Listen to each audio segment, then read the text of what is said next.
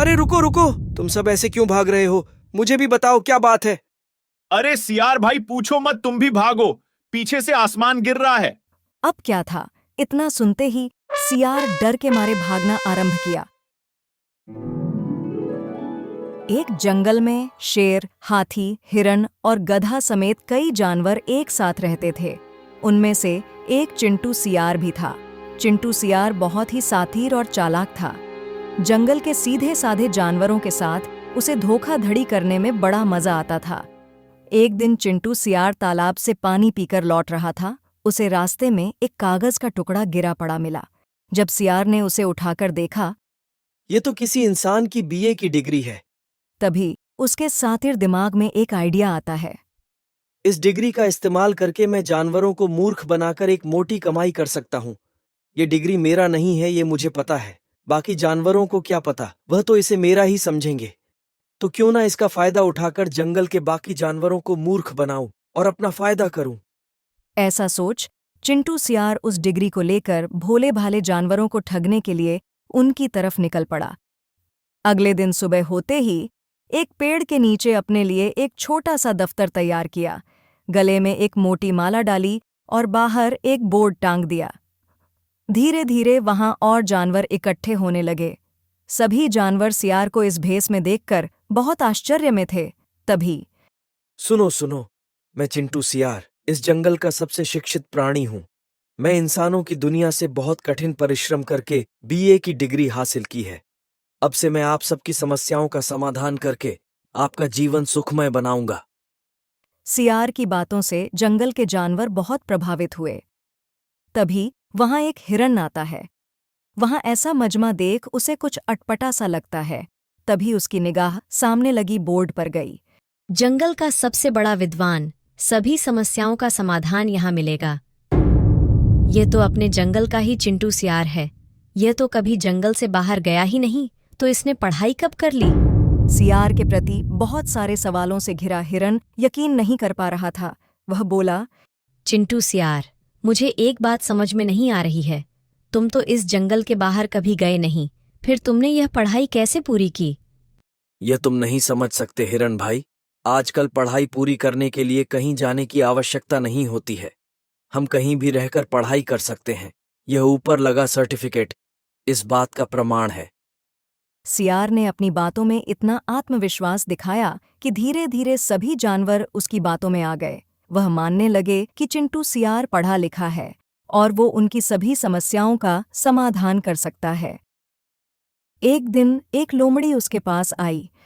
चिंटू भाई, मेरे खेत की सारी फसल सूखती जा रही है, मैं क्या करूं? चिंटू सियार ने अपनी अक्ल का इस्तेमाल करते हुए कहा, तुम्हें हर रोज सुबह सूर्योदय से पहले अपने खेतों के मिट्टी पर जल छिड़कना होगा और रोज एक बार भगवान से प्रार्थना करनी होगी। ऐसा करने से तुम्हारी फसल हरी भरी हो जाएगी। फिर तरकीब बताने के बदले उसने लोमड़ी से एक मोटी रकम भी ली। लोमड़ी ने ऐसा ही किया और कुछ ही दिनों में उसकी फसल हरी भरी हो गई। वह खुश होकर चिंटू को धन्यवाद देने के लिए आई और कुछ खरबूजे उसे भेंट में दी। धीरे धीरे जंगल के सारे जानवर चिंटू के पास अपनी समस्याओं का समाधान करने के लिए आने लगे। अब कोई भी जानवर उसकी बातों पर शक नहीं करता, क्योंकि चिंटू सियार ने अपने बीए की डिग्री का फायदा उठाकर सबको प्रभावित कर रखा था। एक दिन जंगल के राजा शेर को भी एक समस्या हो गई। उसकी गुफा में बहुत सारे चमगादड़ आकर रहने लगे थे और उससे उस शेर को बहुत परेशानी हो रही थी। सो उसने चिंटू सियार को बुलाया। आज्ञा करें महाराज, आपने मुझे क्यों बुलाया? चिंटू सियार, मैं जंगल के वासियों से तुम्हारे काम के बहुत चर्चे सुने हैं। क्या तुम मेरी सहायता कर सकते हो? हाँ महाराज, बिल्कुल कर सकता हूँ। यदि नहीं किया तो मेरी बीए की डिग्री किस काम की? आप आज्ञा करें महाराज।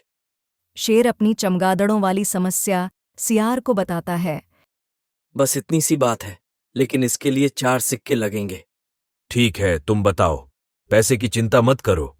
तो सुनिए, आपको अपनी गुफा के दरवाजे पर रोजाना धूप में सूखी हुई तुलसी की पत्तियां रखनी होगी। इससे सारे चमगादड़ भाग जाएंगे। इतना कहकर सियार ने पैसा लिया और चलता बना। सियार के जाने के बाद शेर ने ऐसा ही किया और सचमुच कुछ ही दिनों में उसकी गुफा से सारे चमगादड़ गायब हो गए। इस तरह चिंटू की चतुराई और उसकी योजनाओं ने उसे जंगल का सबसे प्रभावशाली जानवर बना दिया। उसने बीए की डिग्री का खूब फायदा उठाया और जानवरों को मूर्ख बनाकर अपनी दुनिया रच ली। लेकिन वह भूल गया था कि सच हमेशा छिपा नहीं रहता। हिरण को अभी भी उस सियार के बातों में संदेह नजर आता था। उसने सभी जानवरों को इकट्ठा किया। दोस्तों, हम अपनी छोटी मोटी समस्याओं को यदि आपस में ही साझा करें तो हमें चिंटू सियार के पास जाने की जरूरत नहीं पड़ेगी और हमारे धन भी सुरक्षित हमारे पास बची रहेगी। जिस समस्या को हम अपने पूर्वजों के नुस्खे से ठीक करते आए हैं, उसके वह हमसे ज्यादा पैसे लेकर हम भोले भाले जानवरों को ठग रहा है। हमें तो उसकी डिग्री पर भी संदेह हो रहा है। इसके लिए हमें चिंटू सियार की कठिन परीक्षा लेनी चाहिए, जिससे कि हमें सच्चाई का पता चल सके।